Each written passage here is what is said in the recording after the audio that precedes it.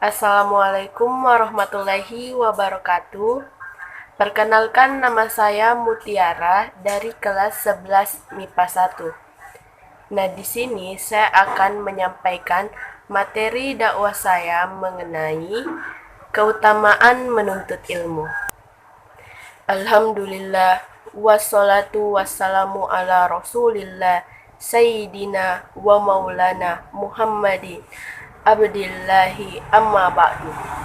Puji dan syukur tak henti kita panjatkan kepada Allah Subhanahu wa Ta'ala yang tiada henti memberikan nikmat, berkah, dan hidayahnya kepada kita semua.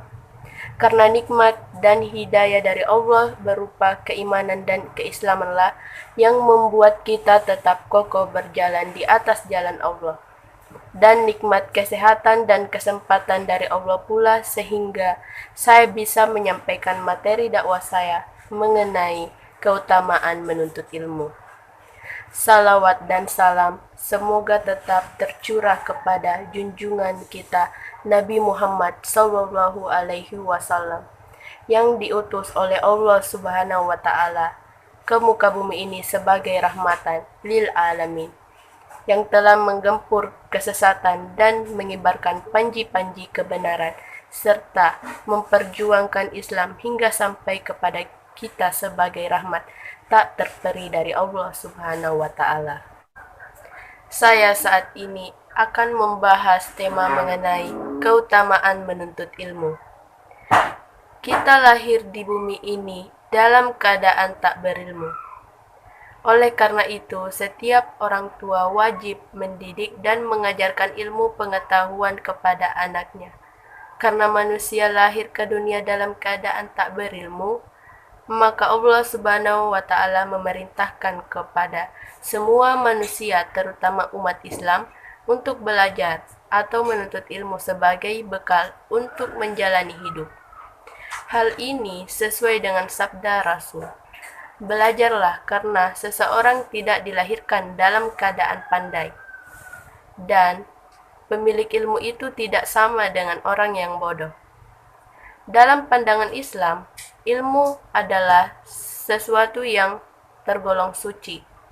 Ilmu bagaikan pelita atau cahaya di malam yang gelap. Seseorang takkan dapat berjalan dengan baik di malam yang gelap tanpa cahaya atau pelita. Demikian pula halnya, tak dapat seseorang membedakan yang mana benar dan salah kecuali dengan ilmu.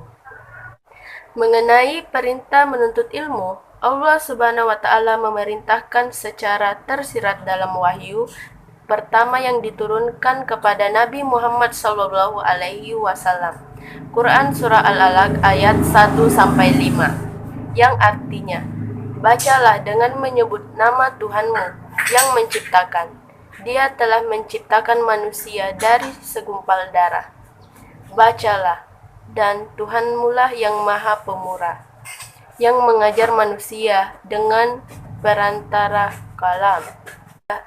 Dia mengajar kepada manusia apa yang tidak diketahuinya. Wahyu pertama ini sebagai tanda pengangkatan Muhammad menjadi utusan Allah, memerintahkan Iqra, bacalah. Meski tak secara langsung mengatakan belajarlah, namun perintah Allah dalam ayat ini untuk membaca adalah perintah tersirat kepada manusia untuk belajar, karena membaca merupakan salah satu cara untuk belajar. Membaca yang dimaksudkan di sini tak sekedar membaca buku atau materi pelajaran, tetapi juga bermakna sebagai perintah untuk membaca dan memahami tanda-tanda kebesaran Allah. Tidakkah kita sadari bahwa wahyu pertama ini yang memerintahkan untuk membaca mengandung makna yang luas tentang pentingnya belajar? Allah tidak menurunkan wahyu pertama berupa perintah untuk salat, puasa, sedekah, zakat, dan sebagainya, tetapi perintah Iqra, bacalah, yang dapat kita tafsirkan sebagai perintah untuk belajar. Ini menunjukkan bahwa sebelum kita beramal, kita wajib berilmu, yang insya Allah akan mengantarkan pada kebahagiaan di dunia dan di akhirat. Islam tidak menghendaki umatnya sengsara di dunia dan di akhirat. Oleh sebab itu, perintah menuntut ilmu tidak dibedakan antara laki-laki dan perempuan. Tegasnya, menuntut ilmu itu wajib bagi setiap orang Islam, meskipun di tempat yang jauh dari negerinya, sebagaimana sabda Nabi Muhammad SAW. Tuntutlah ilmu walaupun di negeri Cina, karena sesungguhnya menuntut ilmu itu wajib bagi setiap muslim. Sesungguhnya para malaikat meletakkan sayap-sayap mereka pada penuntut ilmu, karena ridha terhadap ilmu yang dituntutnya. Hadis riwayat Ibnu Abdi Al-Bar. Dari ayat dan hadis di atas, dapat disimpulkan bahwa hukum menuntut ilmu pada dasarnya adalah wajib atau fardu. Ada yang hukumnya fardu ain seperti menuntut ilmu agama, terutama yang berkaitan dengan ibadah kepada Allah seperti cara berwudu, salat, dan sebagainya. Ada pula yang hukumnya fardu kifayah, seperti ilmu-ilmu yang dibutuhkan untuk mendukung unsur-unsur dunia, seperti ilmu kedokteran, karena ilmu ini menjadi sesuatu yang penting di dalam untuk memelihara tubuh, atau ilmu hitung, karena ini menjadi sesuatu yang penting di muamalah atau jual beli, pembagian wasiat, harta waris, dan lain sebagainya. Selain itu, hukum menuntut ilmu bisa berubah menjadi haram jika ilmu yang dipelajari dapat mendatangkan mudarat bagi diri sendiri maupun orang lain, atau menyesatkan dan membahayakan, seperti ilmu hitam, ilmu sihir, ilmu santet, dan lain sebagainya. Allah mewajibkan manusia menuntut ilmu bukan tanpa sebab. Ada banyak sekali keutamaan menuntut ilmu yang dijelaskan dalam Al-Quran dan Sunnah Rasul. Allah Subhanahu wa Ta'ala akan mengangkat derajat orang-orang beriman dan berilmu, sebagaimana firman-Nya dalam Quran surah Al-Mujadilah ayat 11.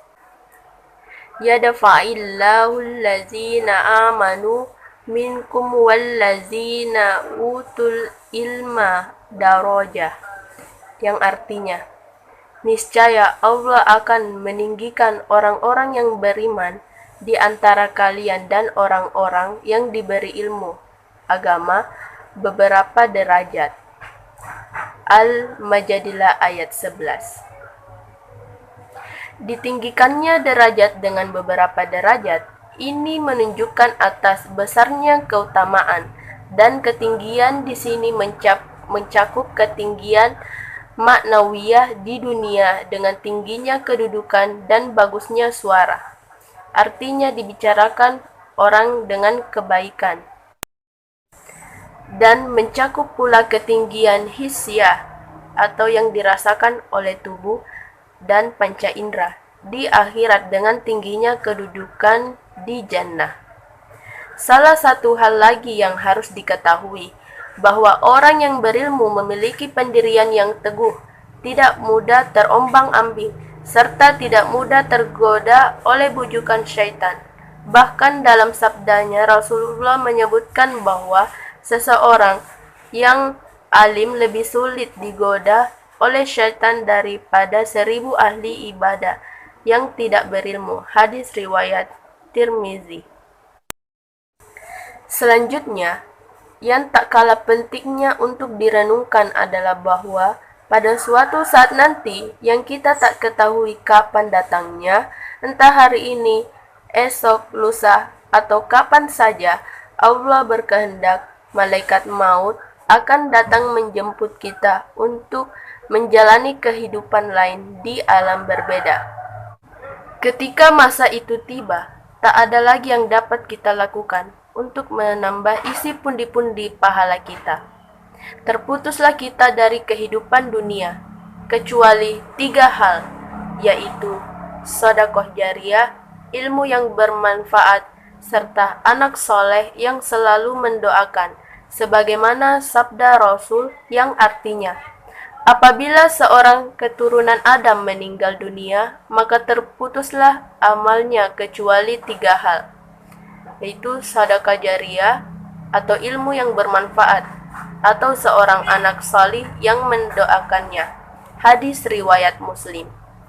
Jadi, dengan sedekah jariah, ilmu yang bermanfaat, serta anak saleh yang selalu mendoakan, kita tetap mendapat pahala meski kita tak lagi menjalani kehidupan di alam fana ini. Hadis ini juga menyiratkan perintah untuk memanfaatkan ilmu yang kita miliki. Tak hanya sekedar mengetahui suatu ilmu, tetapi perlu pengamalan dalam kehidupan. Selain mengamalkan ilmu yang kita miliki, kita juga diperintahkan berbagi ilmu atau mengajarkan ilmu yang kita miliki kepada orang lain. Berbagi ilmu dengan orang lain tak sama dengan berbagi harta. Jika kita memberikan harta kita kepada orang lain, maka secara otomatis kita akan kehilangan harta itu, atau dengan kata lain, kita tak lagi memilikinya. Berbeda halnya dengan memberikan ilmu. Jika kita mengajarkan ilmu pengetahuan kepada orang lain, kita tidak akan kehilangan ilmu pengetahuan yang kita miliki, tetapi malah semakin menambah penguasaan kita terhadap ilmu tersebut. Yang harus kita ingat adalah ilmu yang dimiliki hendaknya tidak membuat kita tinggi hati dan merasa lebih hebat dari orang lain. Niat menuntut ilmu hendaknya didasari keikhlasan karena Allah Subhanahu wa Ta'ala. Sabda Rasul yang artinya, janganlah kalian menuntut ilmu untuk membanggakan terhadap para ulama dan untuk diperdebatkan di kalangan orang-orang bodoh dan buruk perangainya. Jangan pula menuntut ilmu untuk penampilan dalam majelis atau pertemuan atau rapat dan untuk menarik perhatian orang-orang kepadamu. Barang siapa seperti itu, maka baginya neraka. Hadis riwayat Tirmizi dan Ibnu Majah. Sejatinya, dunia ini adalah laboratorium pendidikan. Setiap elemennya adalah sarana untuk menambah wawasan dan mengambil pelajaran. Karena itulah proses belajar manusia seharusnya berawal sejak manusia dilahirkan hingga kematian menjemput. Rasulullah Shallallahu Alaihi Wasallam bersabda, tuntutlah ilmu sejak dari buayan sampai liang lahat. Hadis tersebut menjadi dasar dari ungkapan long life education atau pendidikan seumur hidup. Berdasar dari hadis itu pula kita seharusnya termotivasi agar tak pernah lelah untuk belajar. Kita niatkan perjuangan menuntut ilmu ini sebagai ibadah kepada Allah dengan niat suatu hari kelak akan kita bagi kepada orang lain, agar ilmu yang kita miliki tak hanya bermanfaat buat diri kita, tetapi juga makhluk Allah yang lain. Jangan pernah berhenti belajar hal-hal bermanfaat selama kita masih diberi kesempatan oleh Allah. Mudah-mudahan kita semua memperoleh keutamaan menuntut ilmu seperti yang dijanjikan oleh Allah dan Rasul-Rasulnya. Amin. Demikianlah yang dapat saya sampaikan. Semoga dapat bermanfaat bagi kita semua. Jika ada kekurangan, itu datangnya dari diri saya sebagai makhluk dhaif yang tidak luput dari hilaf. Dan atas semua kesalahan itu, mohon dimaafkan dan dimohonkan ampun kepada Allah Subhanahu wa Ta'ala. Semua kebenaran yang terucap datangnya dari Allah Subhanahu wa Ta'ala sebagai Sang Khalik yang maha sempurna. Semoga dapat dijadikan pelajaran dan bahan renungan. Saya akhiri dengan ucapan wabillahi taufik wal hidayah. Wassalamualaikum warahmatullahi wabarakatuh.